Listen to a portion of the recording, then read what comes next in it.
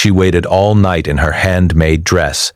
Nobody asked her to dance, so she danced alone, heartbroken, not knowing one shy cowboy was falling in love. Subscribe to Wild Sky Stories' new emotional tales every day. The evening sun painted the sky orange and pink over the small town of Sage Hollow, Arizona. The year was 1873, and the town was preparing for its annual summer celebration. Lanterns hung from every post and porch, and the sound of fiddles warming up drifted through the dusty streets. Rosemary Whitfield stood at the window of her small room above the general store, watching the townspeople gather in the square below. She was 24 years old, with hair the color of autumn leaves, and eyes that held stories she never told anyone. She had come to Sage Hollow 2 years ago, after her father passed away, leaving her nothing but a trunk of old books and a heart full of dreams that seemed too fragile for this harsh land. She worked in the general store during the day, measuring flour and counting pennies, smiling at customers who rarely smiled back. The women of the town found her too quiet, too strange. She read poetry when she should have been gossiping. She hummed melodies that nobody recognized. She wore flowers in her hair even on ordinary days, and the practical folk of Sage Hollow did not understand such whimsy. But tonight was the summer dance, and Rosemary had spent 3 months sewing herself a dress from fabric she had saved for since winter. It was pale blue, the color of morning sky, with tiny white flowers she had embroidered along the hem. She had never owned anything so beautiful, and when she put it on, she felt like someone else entirely. Someone who might be noticed, someone who might be asked to dance. She took a deep breath and walked down the stairs and out into the warm evening air. The square was already crowded with people laughing and talking. The fiddle players had started their first song, and couples were moving toward the wooden platform that served as a dance floor. Rosemary stood at the edge of the crowd, her heart beating fast with hope. She watched as young men approached young women, offering their hands, leading them to dance. She waited. She smiled at people who passed by. She adjusted the ribbon in her hair. She waited some more. An hour passed, then another. The music played on, sweet and lively, and Rosemary stood alone, watching couple after couple spin and laugh together. Nobody came to her. Nobody asked. The women who had called her strange whispered behind their fans, and the men looked past her as if she were invisible. The hope in her heart began to fade, replaced by something heavier, something that pressed against her chest and made it hard to breathe. She thought about going back to her room, but then she would have to walk past all those people, and they would know. They would know that nobody wanted her. So she stayed, and when she could not bear the stillness any longer, she began to sway, just slightly at first, barely moving, feeling the music enter her body like water filling an empty vessel. Then her feet began to move, tracing small patterns on the dirt at the edge of the square, far from the dance floor, far from the light.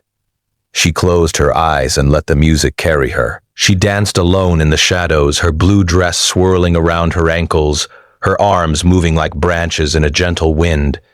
She forgot about the people who did not see her. She forgot about the loneliness that lived in her bones.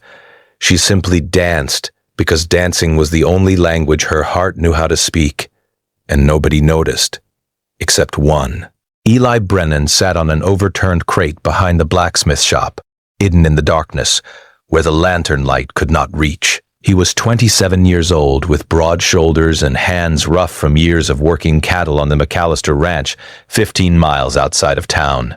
He had dark hair that fell across his forehead and eyes the color of river stones, quiet and deep. Eli had come to town for supplies, not for the dance. He did not dance. He could not imagine asking a woman to dance, could not imagine forming the words without his tongue turning to stone in his mouth. He had been shy since childhood, a boy who preferred the company of horses and open sky to the complicated business of human conversation. His father had called him slow. His brothers had called him strange. But Eli was neither. He simply saw the world differently than most people, noticed things that others missed, felt things more deeply than he knew how to express. He had been about to leave town when the music started and something made him stay. He told himself he would just listen for a moment, just rest his tired legs before the long ride home. But then he saw her. He saw the woman in the blue dress standing alone at the edge of the crowd. He saw the hope in her face slowly dim, like a candle running out of wax. He saw the moment when she began to sway, when she started to dance by herself in the shadows where she thought nobody could see. And Eli could not look away. He watched her move, and something inside him that had been sleeping for a very long time began to wake up.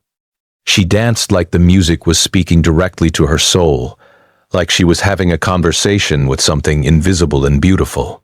Her eyes were closed, and there was such freedom in her movements, such pure joy mixed with sorrow, that Eli felt his throat tighten with emotion. He noticed everything. The way her hands moved like birds taking flight. The way she smiled slightly when the fiddles played a particularly sweet phrase. The way she wiped a tear from her cheek and kept dancing anyway. The tiny white flowers on her dress catching the distant lantern light like fallen stars. She was the most beautiful thing he had ever seen, not because of her face or her figure, but because of the way she was so completely herself, unaware that anyone was watching, honest in a way that people rarely allowed themselves to be. Eli wanted to go to her. He wanted to step out of the shadows and offer his hand and tell her that she was not invisible, that he saw her, that her dancing had just changed something fundamental in his heart. But his feet would not move. His voice would not come. He was a prisoner of his own shyness, watching from the darkness like a man dying of thirst at the edge of an ocean. The dance ended long past midnight. Eli watched Rosemary finally stop moving, watched her look around at the emptying square with such profound loneliness that it made his chest ache. Then she walked back toward the general store, her beautiful blue dress trailing in the dust, and she disappeared inside. Eli sat alone in the darkness for another hour, unable to move, unable to forget. The next morning, Rosemary woke with swollen eyes from crying herself to sleep. She folded her blue dress and put it at the bottom of her trunk, telling herself she would never wear it again. She went downstairs to open the store, and she smiled at the customers the way she always did, and nobody knew that something inside her had broken. Then the door opened, and a cowboy walked in. He was tall and quiet, with dark hair and eyes that seemed to look right through her. He stood just inside the doorway, not moving, not speaking, just looking at her with an expression she could not read. Rosemary W. waited for him to tell her what he needed. Flour, maybe. Coffee. Nails for fence posts. But he said nothing. Finally, she cleared her throat. "Can I help you with something?" The cowboy opened his mouth, then closed it again. He looked down at his boots. His cheeks flushed red. He looked back up at her, and she saw something desperate in his eyes, something that needed to be said, but could not find its way out. "I saw you," he finally managed. His voice was low and rough, like he did not use it very often. "Last night, I saw you dancing." Rosemary felt her face grow hot with embarrassment. She turned away, pretending to organize the jars of preserves on the shelf behind the counter. "I was just being foolish," she said. "There was no one to dance with, and I suppose I got carried away." She heard him step closer, heard the creak of the wooden floorboards under his boots. "It was not foolish," he said. His voice was steadier now, like he had found some hidden reserve of courage. "It was the most beautiful thing I have ever seen." Rosemary turned back to look at him. His eyes were fixed on hers with an intensity that made her breath catch. He was not handsome in the way that confident men were handsome. All swagger and easy smiles, he was something different. Something real. "Who are you?" she asked. "Eli," he said. "Eli Brennan. I work at the McAllister Ranch." He paused, struggling with the words. "I do not talk much. People think I am strange, but I notice things. I see things, and I saw you. I saw how you waited for someone to ask you to dance. I saw how nobody did. I saw how you danced anyway, even though it hurt, and I thought you were the bravest person I had ever seen." Tears sprang to Rosemary's eyes. Nobody had ever said anything like that to her. Nobody had ever looked at her the way this shy cowboy was looking at her, like she was worthy of being seen. "Why did you not see?" "To me," she whispered. Eli looked down at his boots again. "Because I was afraid," he admitted. "I do not know how to talk to people. I do not know how to say the things I feel. But I could not sleep last night. I kept thinking about you, about your dancing, about how wrong it was that you were alone. And I decided that being afraid was worse than being silent. So I am here. I do not know what to say, but I am here." Rosemary stepped around the counter. She walked toward him slowly, watching the way he tensed, the way his hands trembled at his sides. She stopped close enough to see the flecks of gold in his gray eyes. "What is it you want to say?" she asked gently. Eli took a deep breath. He reached into his pocket and pulled out a small, crumpled wildflower. It was a prairie rose, still carrying the dew of morning on its pink petals. "I picked this for you," he said. "I do not have pretty words like the men in books, but I wanted to give you something. I wanted you to know that somebody saw you. Somebody thought you were beautiful. Somebody wished more than anything that he had the courage to dance with you." Rosemary took the flower, her fingers brushing against his rough palm. A tear slid down her cheek. "I do not need pretty words," she said. "I have spent my whole life surrounded by pretty words in books. What I need is someone who sees me, someone who notices, someone who shows up even when he is scared." She smiled through her tears. "You are here. That is everything." Eli's eyes grew bright with emotion. He opened his mouth, closed it again, then did something that surprised them both. He held out his hand, palm up like an offering.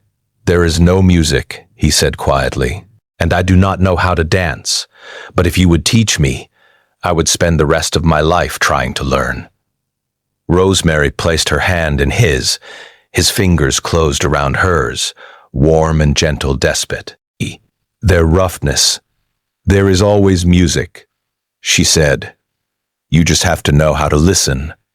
She began to hum softly, a melody her mother had taught her long ago. She guided his other hand to her waist, placed her hand on his shoulder, and slowly, awkwardly, beautifully, they began to dance. They danced in the middle of the general store, between the bags of flour and the bolts of fabric. They danced while the morning light streamed through the dusty windows. They danced while Eli stepped on her feet and apologized, and she laughed and told him it did not matter. They danced while the world outside went on without knowing that two lonely hearts were finally finding each other. From that day forward, Eli rode into town every week, then every few days, then every day. He would help Rosemary in the store, lifting the heavy things, fixing the shelves that had been broken for months. He would sit with her in the evenings on the porch, not always talking, often just being together in comfortable silence. He would bring her wildflowers, different ones each time, and she would press them in her books of poetry. He was still shy. He still struggled with words, but he found other ways to speak. He built her a small shelf for her books. He carved her a wooden box for her treasures. He wrote her a letter once, spending 3 days on a single page, telling her things he could never say out loud. She kept that letter under her pillow and read it every night before she fell asleep. The town began to notice the change in both of them. They saw how Rosemary smiled more, how she seemed to glow from within. They saw how Eli, the silent cowboy nobody knew, would light up the moment she walked into view. They saw how two people who had always been on the outside had somehow found their way to each other. One evening, at the autumn harvest celebration, Eli led Rosemary to the dance floor. His hands were trembling and his face was pale with nerves. But he held her close and guided her through a waltz, not perfectly, not gracefully, but with so much love in every movement that it did not matter. And this time, everybody noticed. They noticed the woman who had danced alone, now dancing with a man who looked at her like she was the only person in the world. They noticed the shy cowboy who had finally found his voice, not in words, but in the way he held her, protected her. When the dance ended, Eli took a deep breath and dropped to one knee right there in the middle of the crowd. He pulled a small ring from his pocket, a simple band with a tiny stone that sparkled in the lantern light. "I am not good with words," he said, his voice shaking. "But I have loved you since the moment I saw you dancing in the shadows.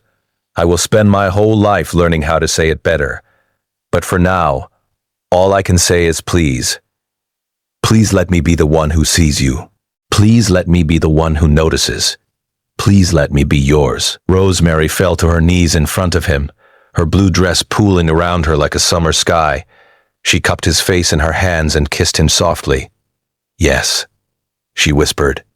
"1,000 times yes." The crowd erupted in cheers, and the fiddles struck up a joyful tune, and Eli pulled Rosemary to her feet and danced with her again, this time with tears of joy streaming down both their faces. And for the rest of their lives they danced, in their kitchen while supper cooked on the stove, on their porch while the sunset painted the desert gold, in the fields under the stars while their children slept inside. They danced through hardship and through happiness, through sickness and through health, through all the ordinary moments that make up an extraordinary love. Because she had danced alone, and nobody noticed. But one shy cowboy noticed everything, and that made all the difference.